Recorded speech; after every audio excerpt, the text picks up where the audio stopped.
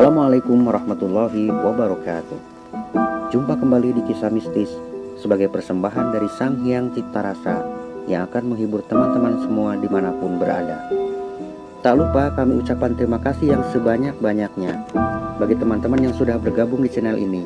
Dan bagi yang belum bergabung, silahkan mampir dan berikan dukungannya dengan cara subscribe, like, komen, dan share ke teman-teman lainnya agar channel ini semakin berkembang. Jangan lupa aktifkan notifikasi loncengnya agar teman-teman selalu mendapatkan notifikasi dari setiap video terbaru yang kami upload. Dan untuk menjaga privasi dalam cerita ini, nama tokoh dan tempat kejadian telah kami samarkan. Apabila ada kesamaan, itu hanya kebetulan saja. Agar teman-teman tidak semakin penasaran, kita simak saja ceritanya.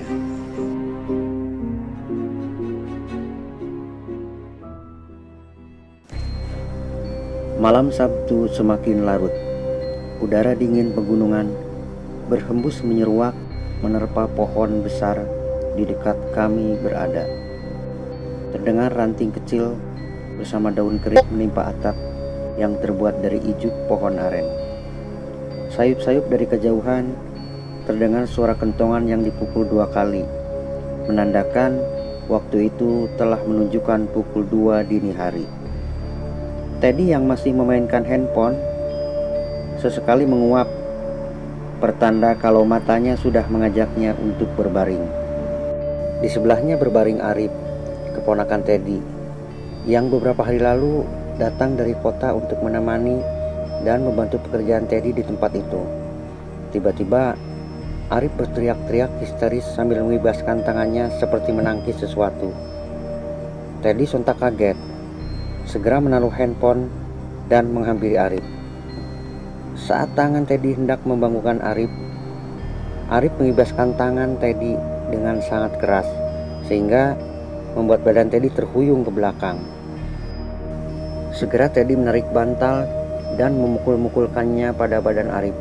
Seketika Arif tersadar dan terbangun. Terdengar dari kejauhan langkah kaki yang tergesa-gesa mendekat ke arah kami.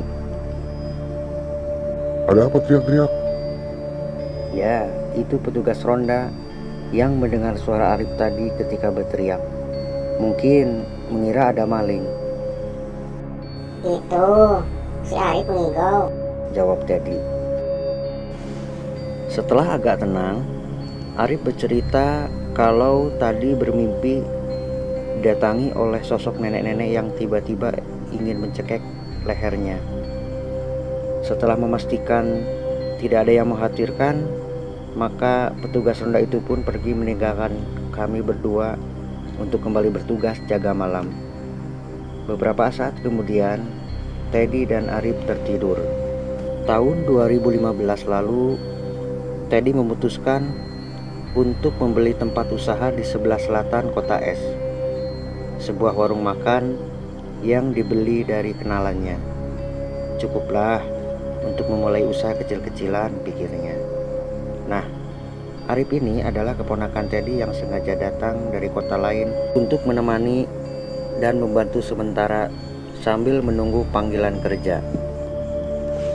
Beberapa hari kemudian, tepatnya Kamis sore menjelang senja, Teddy sedang asik mengobrol bersama 2 orang rekannya yang datang dari Jawa Tengah untuk melihat-lihat kondisi usahanya saat itu. Sebut saja Mas Ari dan Mas Budi. Mereka duduk di sebuah bangku yang di sebelahnya berdiri kokoh sebuah pohon yang besar. Tiba-tiba tercium aroma sesuatu yang membuat perut mual, serasa mau muntah. Aroma yang sangat busuk, seperti bau bangkai yang sangat menyengat. Mas Ari melihat sepintas sekelebatan sesuatu keluar dari pohon tersebut. Sekelebatan bayangan hitam dengan bau busuk yang sesaat kemudian menghilang entah kemana. Itu benda mayit, sejenis genderuwo, kata Mas Ari. Hah? Seru Teddy dengan bulu kuduk merinding. Tampak wajah kaget dan ketakutan mereka bertiga. Senja pun berlalu dan mereka membubarkan diri. Pada suatu waktu, Teddy pergi keluar kota untuk keperluan dan pulang agak kemalaman. Sampai di terminal, hanya tinggal satu angkutan terakhir yang menuju kota es. 5 orang calon penumpang sedang gelisah menunggu keberangkatan, sedangkan sopir sedang asik ngobrol dengan temannya. Beberapa lama menunggu, tak kunjung ada tambahan calon penumpang. Setelah perdebatan sengit, akhirnya sopir pun memutuskan untuk berangkat mengantarkan calon penumpang menuju tujuan masing-masing. Teddy yang kala itu duduk di samping sopir ditanya oleh sopir. Turun di mana, Kang? Katanya, Oh itu, di warung makan dekat gedung Belanda itu. kata Teddy menjawab.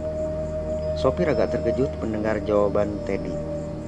Dia kemudian menceritakan kalau beberapa waktu yang lalu ketika lewat di gedung itu, dia melihat 2 sosok orang Belanda yang berdiri di depan bangunan itu. Sedangkan sang sopir pun tahu kalau bangunan itu kosong sejak lama, tak berpenghuni. Dan kejadian itu berulang beberapa kali ketika melewati bangunan itu. Ketika Teddy sampai di tujuan, sekira pukul 1 dini hari, Teddy melihat keponakannya sudah tertidur lelap dengan suara mendengkur. Selimut tebal menutupi seluruh tubuhnya dari ujung kaki sampai kepala. Baru saja Teddy hendak membereskan barang bawaannya, tiba-tiba Arif yang sedang lelap tertidur meloncat sambil berteriak, Pocong! Pocong! matanya masih terpejam dengan posisi berdiri. Setelah itu Arif terkulai sambil duduk menutupi wajahnya. Sesaat kemudian Teddy mendekati dan menenangkan Arif. Disodorkannya segelas air putih dan Arif pun meminumnya perlahan. Kamu mimpi ya, Rip? Tanya Teddy setelah agak tenang. Tadi ada 2 pocong di sana. Kata Arif sambil menunjuk ke arah pintu masuk dekat batang pohon yang besar itu. Entah memang ada atau hanya halusinasi. Pernah ada juga beberapa tamu memberitahu kepada Teddy kalau di pohon itu ada ular besar yang melilit, atau melihat penampakan sosok anak kecil. Tapi Teddy merasa bersyukur dari cerita orang-orang itu karena belum pernah merasa sesuatu gangguan yang membahayakan dirinya dan usahanya.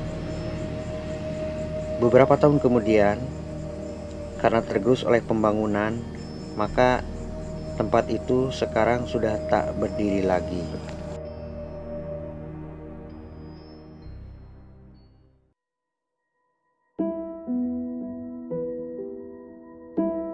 Sampai di sini dulu ceritanya, teman-teman.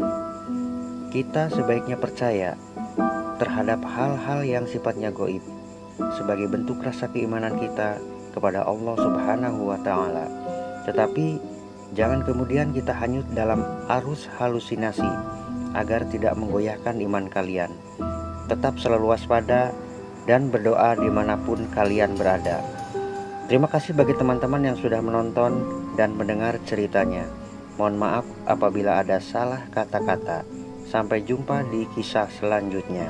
Assalamualaikum warahmatullahi wabarakatuh.